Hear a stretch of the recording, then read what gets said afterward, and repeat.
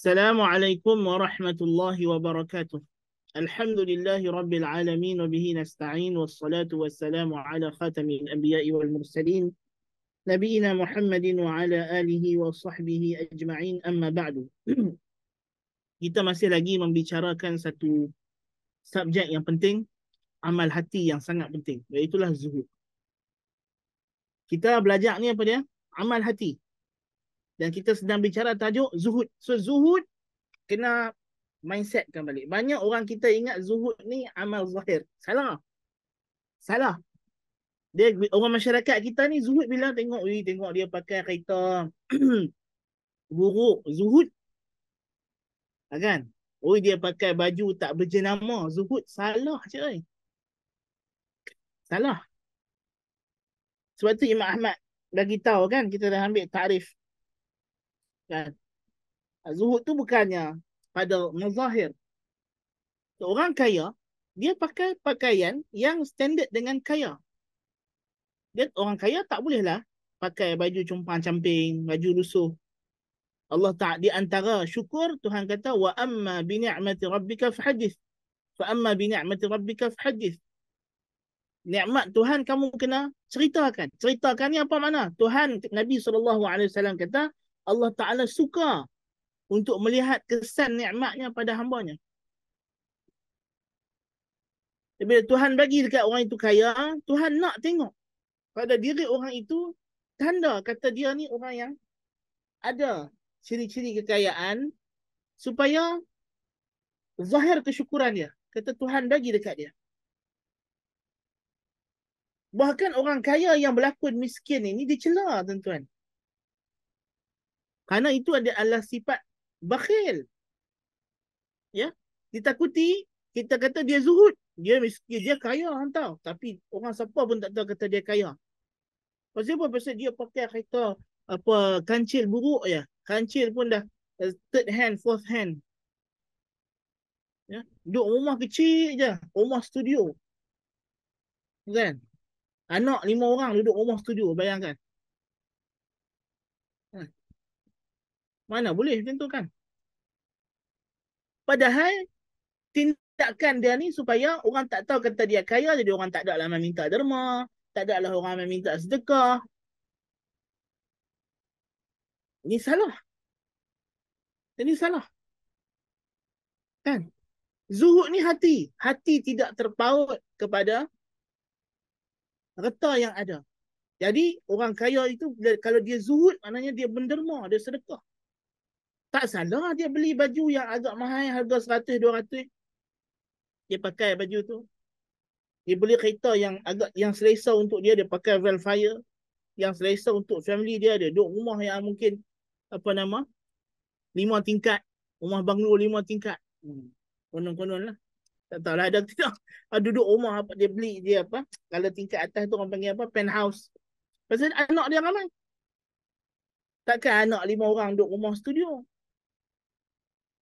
Kan? Mana boleh. Mesti nak kena asing bilik, anak lelaki, anak perempuan. Anak dengan mak bapak. Kalau duduk rumah studio tu tak selamat. Aurat dan sebagainya. Kan? Jadi dia sesuai dengan keperluan dia. Tapi dia tidaklah berlebih-lebihan. Duit banyak, tak tahu nak buat apa. Kerja beli rumah. Kerja beli rumah, tukar kereta. Tiap-tiap tahun tukar kereta baru. Itu tak betul lah. Duit banyak. Dia pakai yang padan dengan dia, keperluan dia, family dia. Dia bagi pendidikan yang wajar untuk anak-anak dia sesuai dengan kemampuan dia. Dia bagi makan dan minum anak bini dia sesuai dengan kemampuan dia. Janganlah orang kaya pakai makan beras patah. Orang kaya tak apalah, belilah beras mahal sikit. Kan? Supaya nanti bila zakat fitrah pun dia bayarlah mahal juga. Menguntungkan orang fakir. Kan? Dia keluarkan zakat dia tepat pada masanya, diberi kepada amil, kepada pihak berkuasa zakat supaya diagihkan dengan cara yang telus. Kan? Orang kita dia ingat zakat ni bagi ke orang miskin je. Orang kita dia faham zakat bagi ke orang miskin je. Zakat ada 8 asnaf. Mesti nak kena bagi ke 8-8. Kan? Asnaf fi sabilillah. Tak sama dengan asnaf miskin dengan fakir. Dia kata ni awak anak orang kaya dapat zakat pergi mengaji. Ialah dah dia asnaf fi sabilillah, tak kira lah dia kaya dia miskin, anak sultan ke anak apa ke, kalau dah dia memang layak orang pelajar yang cemerlang menjadi harapan negara, dan dia orang yang berjuang di jalan Allah Taala, dapatlah zakat. Kalau asnaf fi sabilillah pun kita nak cari anak orang miskin juga, so apa beza asnaf miskin dengan asnaf fi sabilillah? Orang miskin dah ada bahagian dia, anak orang miskin dapatlah zakat dari bahagian asnaf miskin. Nah, ha, takkan itu pun itu kita, masyarakat kita ni terlalu mengalami kejahilan yang sangat dahsyat. Dan Nabi SAW dah beritahu kita ni di akhir zaman, hidup di zaman ya, wa yarsukhu fihi al-jahl. Kejahilan itu berakar umbi dalam masyarakat. Na'udzubillah min zalik. Jadi zuhud ni amalan hati. Hati tidak terpaut. Tak kira hang kaya, hang miskin, hang kena zuhud. Orang miskin pun dia tak boleh berpaut hatinya kepada harta. Semalam kami ada satu program bincang pasal anak muda, generasi baru, generasi milenial, generasi Z. Ya? Banyak mengalami masalah mental. Pasal apa? Pasal terlalu memikirkan isu kewangan. Kesimpulan yang kita boleh buat daripada pembentangan semalam tu ialah generasi muda ni dia terlalu bersifat keduniaan. Dan ini adalah satu perangai yang sangat destruktif, sangat memusnahkan. Ya? Sebab itu kata Syekh Ibrahim Sakran, punca al-ghulu al-madani manba'uhu markaziyatul ard, markaziyatul dunia. Orang yang fokus kepada hidup dunia tanpa memikirkan akhirat. Akhirat bukan lagi matlamat hidup. Matlamat hidup adalah dunia. Dia hanya fikir, bila keluar kerja pagi-pagi, dia hanya fikir dunia. Nak mencapai kesenangan dunia. Akhirnya apa yang berlaku? Dia akan hidup dalam keadaan susah hati, hidup dalam keadaan tidak ada ketenangan jiwa, hidup dalam keadaan tidak ada tawakul, yang kita akan ambil mungkin lepas bab zuhud ni kita akan ambil tawakul. Dan dia tidak ada zuhud, sedangkan zuhud ni adalah di antara jauhar tauhid, di antara inti tauhid.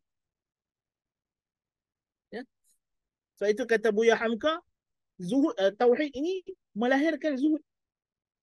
Tauhid sepatutnya melahirkan tawakul, melahirkan tawakal kepada Allah Ta'ala. Ya? Sebab itu kita kata tasawuf adalah ihsan. Ihsan adalah kemuncak agama, adalah lubuk agama. An ta'budallaha ka'annaka tarah, fa in lam takun tarahu fa innahu yarak. Dan tapak asas tasawuf itu adalah zuhud. Ya? Inti tasawuf itu adalah zuhud. Makna zuhud ialah mensucikan diri daripada sebarang kebergantungan terhadap selain Allah Ta'ala. Tidak ada terpaut kepada selain Allah Ta'ala. Tidak ada rasa cinta melainkan kepada Allah. Yang Nabi SAW sebut, ثلاث من كن فيه وجد بهن حلاوة الإيمان أن يكون الله ورسوله أحب إليه مما سواهما وأن يحب المرأة لا يحبه إلا لله وأن يكره أن يعود في الكفر بعد أن أنقذه الله منه كما يكره أن يقذف في النار أو كما قال النبي صلى الله عليه وآله وسلم. Tiga perkara yang kalau ada rasa nikmat iman, kemanisan iman. Apa dia? Mencintai Allah dan Rasulnya melebihi selain kedua. Kalau cinta kepada makhluk, cinta kerana Allah, tidak lain. Benci kepada kekufuran seperti mana benci untuk dilontar balik ke dalam api. Dan ini adalah zuhud. Dan kita akan datang sekarang, kita akan sebut, ya.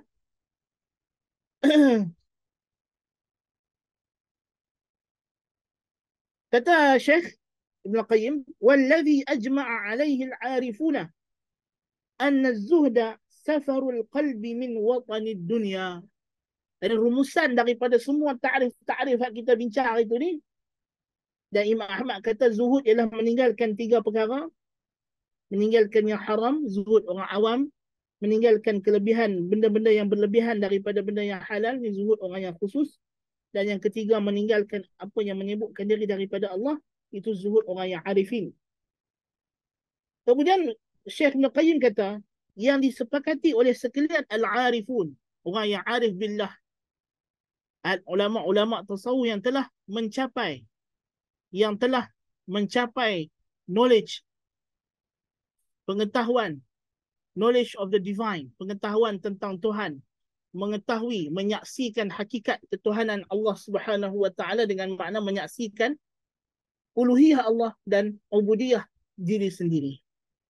Memahami dan merasai bahawa dirinya hamba dan Allah adalah Tuhan. Bahawa zuhud itu apa dia? Safarul qalbi min watanid dunya. Bermusafirnya hati, jiwa, soul. The migration of the soul from the dunya. The migration of the soul. Perpindahan. Perjalanan hati daripada dunia. Wa akhdhuhu fi manazil al-akhirah. To take its place in the hereafter. Meninggalkan dunia untuk mengambil tempat di akhirat. Allahu Akbar. Ayat cantik. Ya. Zuhud ni apa? Kata Ibn Qayyim secara mudahnya, kita nak pindah hati kita ni daripada duduk di bertempat berwatan, bermuwatanah, berwarga negara kan dunia, tak mau. Kita nak pindah, nak pergi jadi warga negara akhirat. Sebelum kita pergi duduk di akhirat, jiwa kita sudah pun menjadi warga negara akhirat. Itulah zuhud. Itulah zuhud. Aha.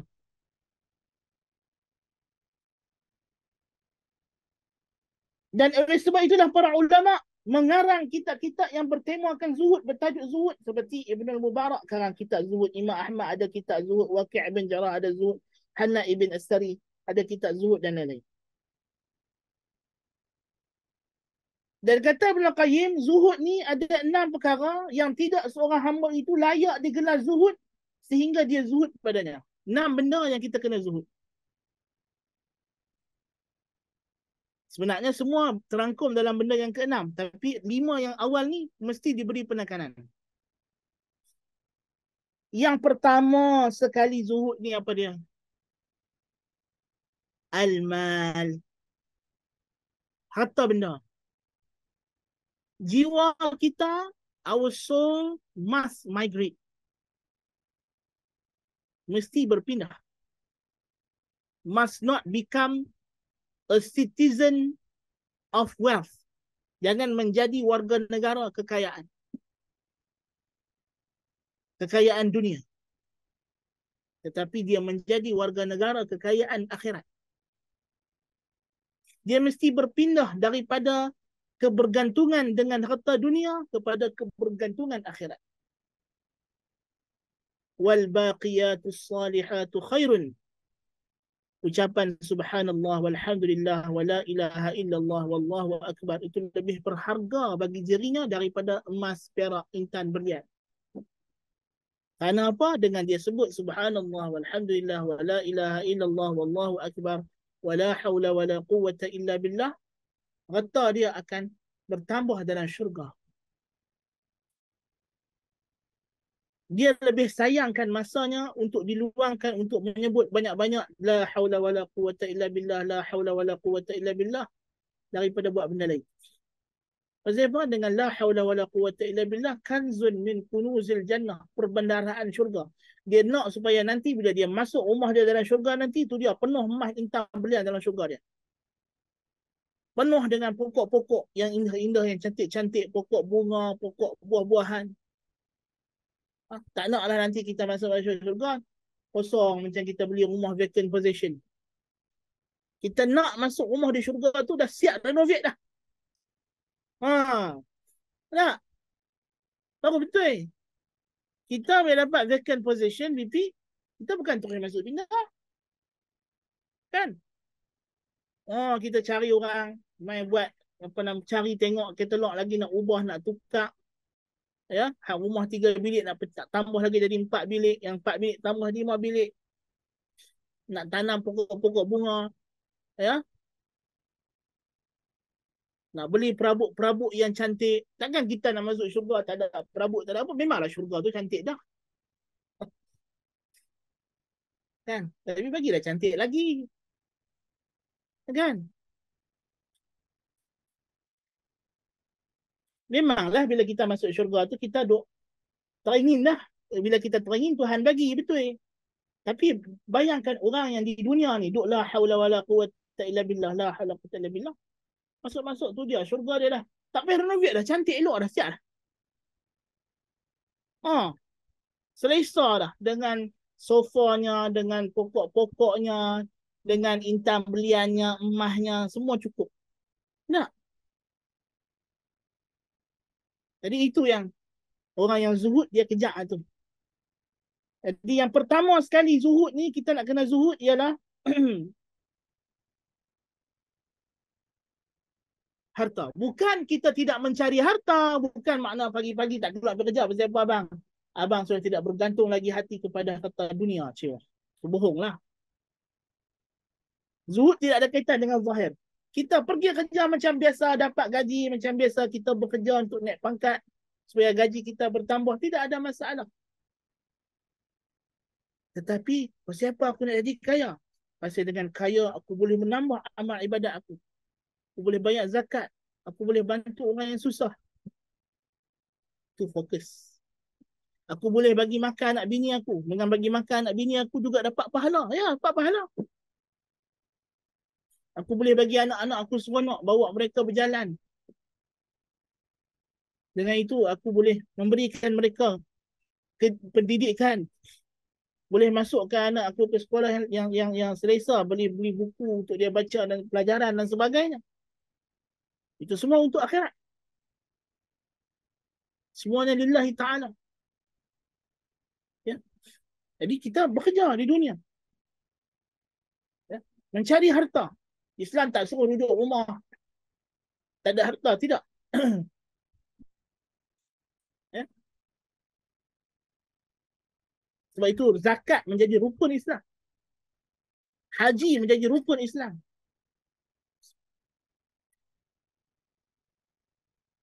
Dua daripada 5 rukun Islam adalah berkaitan dengan harta.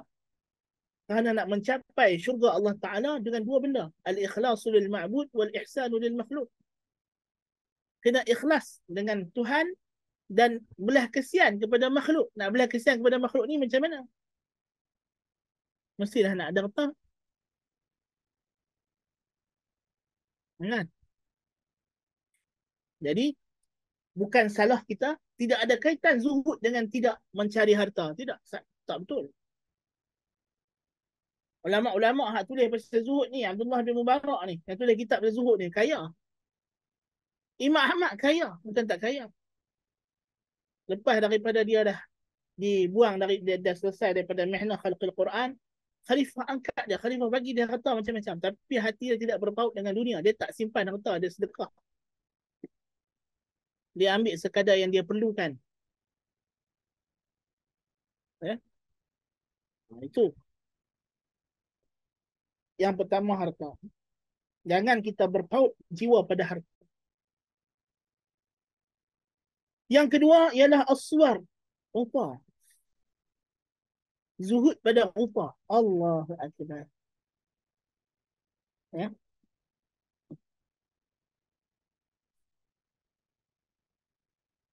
Apa makna zuhud daripada rupa ini?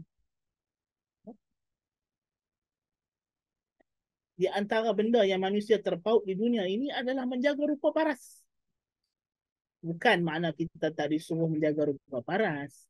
Nabi suruh jaga, suruh sikat rambut, suruh pakai baju elok. Tapi berlebih-lebihan. Ya? Berlebih-lebihan.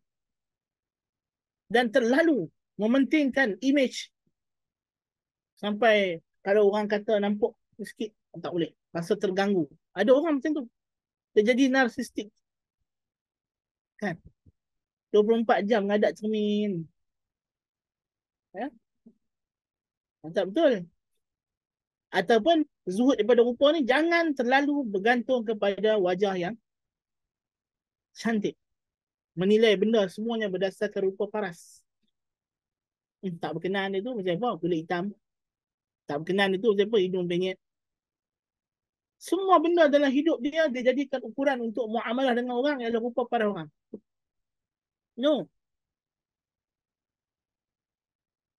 Jadi benda ni kita kena jangan gantungkan hidup kita. Bukan mana kita tak menjaga rupa paras. Mana kalau orang yang tak mandi, ya, busuk, comot, kita tak suka. Itu fitrah. Tuhan larang benda tu. Ya? Tapi dia pakai baju bersih, apa semua, sikat rambut elok, apa semua. Dan memang rupa dia macam itu. Nak buat macam mana? Tuhan cipta. Tak payahlah kau nak komplain lebih-lebih. Ya? Warriyasah. Yang ketiga ni payahlah. Ni yang paling teruk ni. Jawatan. Bukan makna kita ni tak payahlah sibuk-sibuk pasal jawatan. Tapi janganlah jadikan jawatan itu fokus. Sehingga nak menggigit kerusi. Takut hilang jawatan sampai buat benda yang Tuhan larang. Kan? Sebab itu, Buya Hamka kata, demokrasi itu bagus. Pasal dia membebaskan kita daripada feudalisme. Membebaskan kita daripada ada tuan dan hamba yang tidak ada ilaqah syariah. Ya? Memberikan hak kepada rakyat untuk memilih pemerintah. Yang memang itu adalah cara Islam. Dalam Islam tidak ada pemerintah dipilih oleh Tuhan. Dengan makna Tuhan melantik raja. Maka segala kehendak raja adalah kehendak Tuhan. Ini mengarut, ini syirik. Kan?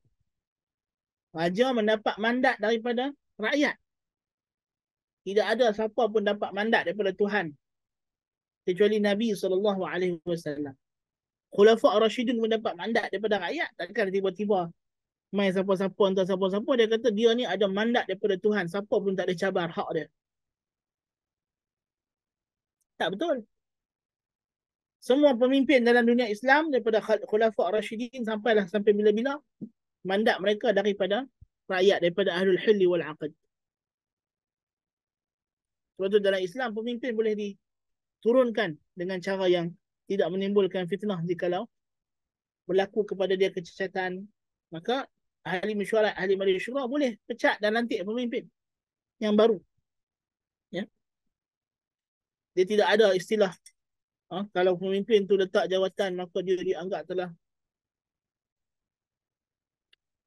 khianat kepada Tuhan. Tidak ada. Kalau dah tak mampu, nak buat apa lagi? Tunggu apa lagi? Yang salah itu dah tak mampu nak memerintah.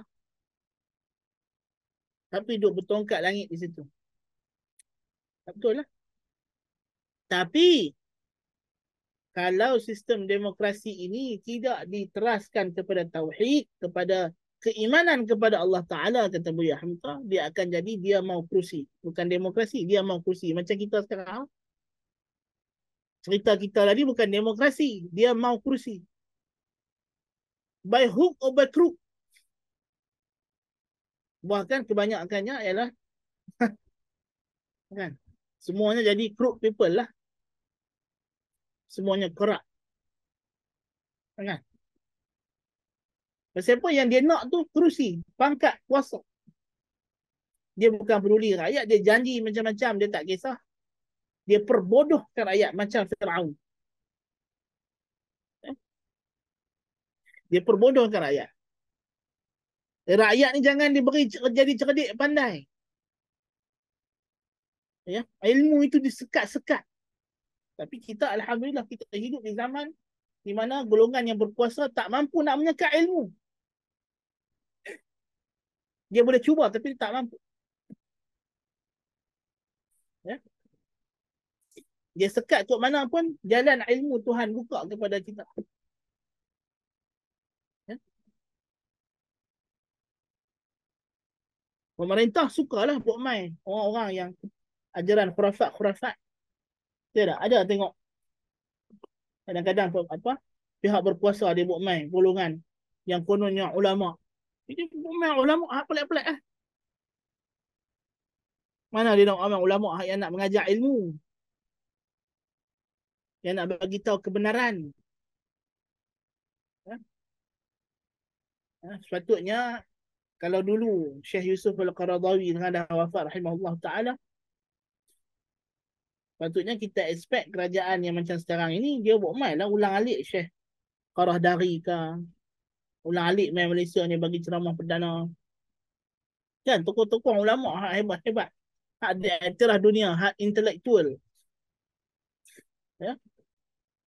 Tu dekat apa Triple IT tu banyak tokoh-tokoh. Kan patutnya depa ni lah yang mengisi program-program besar. Kan. Tapi hak dia buat main tu dia.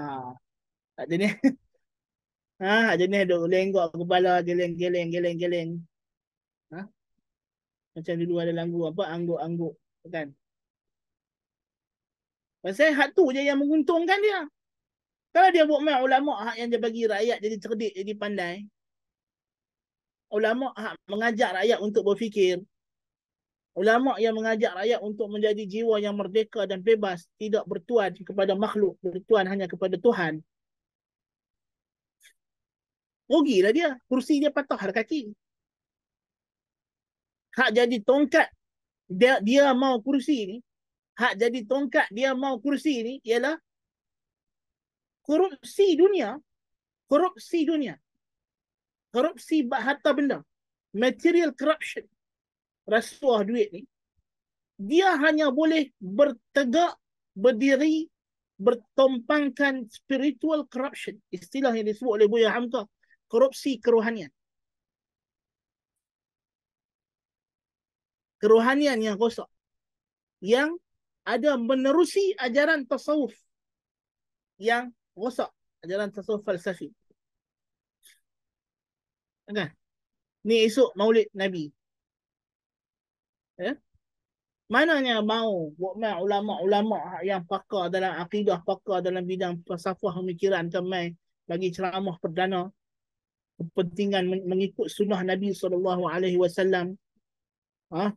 Untuk baca kitab sirah, menghayati fiqh as-sirah an-nabawiyah tak? Mana dia maunya?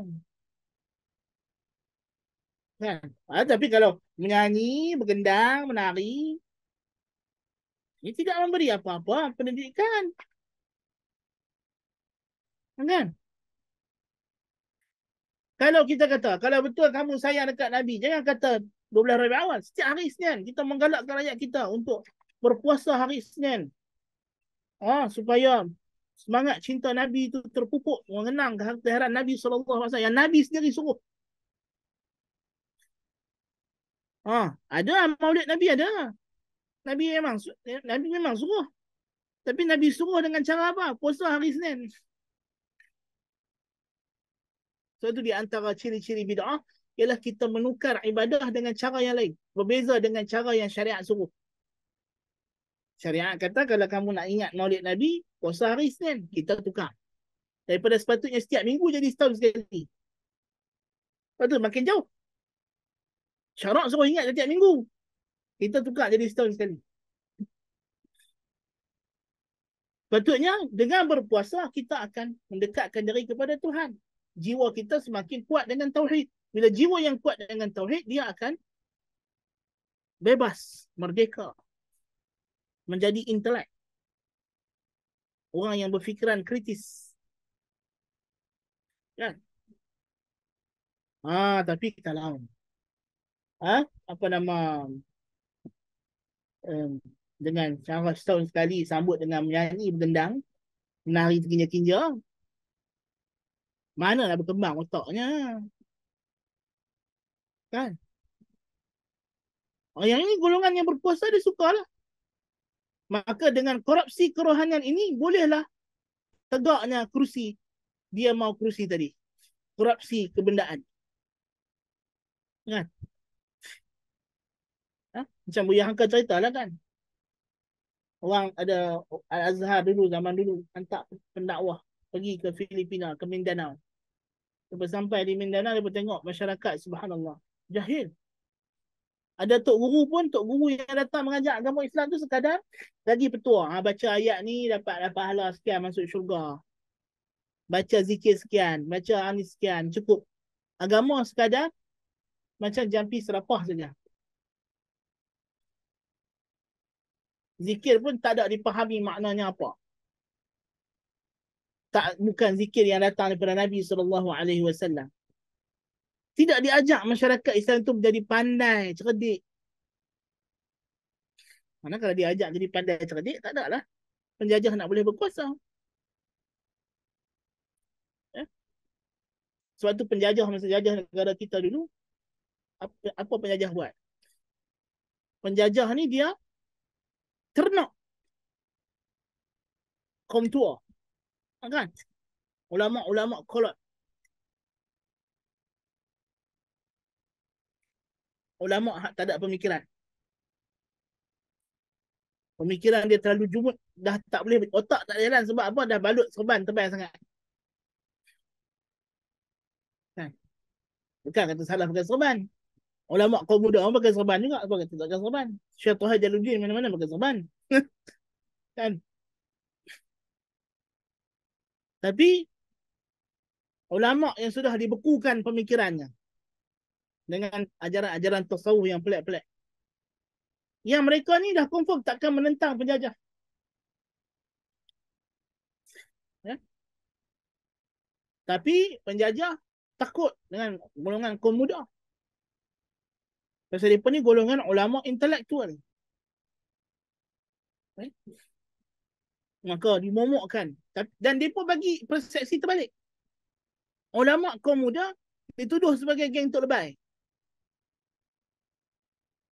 Kaum muda tu ada banyak. Ada golongan intelektual, akademik, ada golongan kesusastraan yang menulis dalam bidang jurnalism dan sebagainya. Dan kaum muda adalah golongan yang aktif dalam politik. Macam Burhanuddin Al-Hilmi, apa semua. Mereka ni aktif dalam politik. Bila Burhanuddin Al-Hilmi pegang kepimpinan PAS, maka penjajah momokkan PAS itu sebagai parti Tok Lebay. Jadi parti Tok Lebay, orang faham Tok Lebay itu ialah macam yang ulama pemtua hak kolok-kolok hak dungu-dungu ni lah. Cerita Lebay Malang tu. Kan? Kerja dia ialah pergi baca doa, betul makan. Baca doa, makan. Itu yang fikir. Itu cerita Lebay Malang tu cukup hebat tu. Dalam memberikan pendidikan dan kesedaran keagamaan. Bukan nak menghina institusi ulama, tapi nak menghina golongan yang salah guna institusi ulama. Nak bagi gambaran kata macam mana golongan agama masa zaman itu tidak membantu kepada kemerdekaan jiwa dan menegakkan kalimah Allah Ta'ala di muka bumi. Mereka menjadi alat kepada golongan kufar. Menjadi alat kepada golongan kufar untuk menekan tauhid di bumi. Lebay Malang itu sebenarnya dia adalah gambaran kepada kaum tua lah. Kaum tua macam tu lah.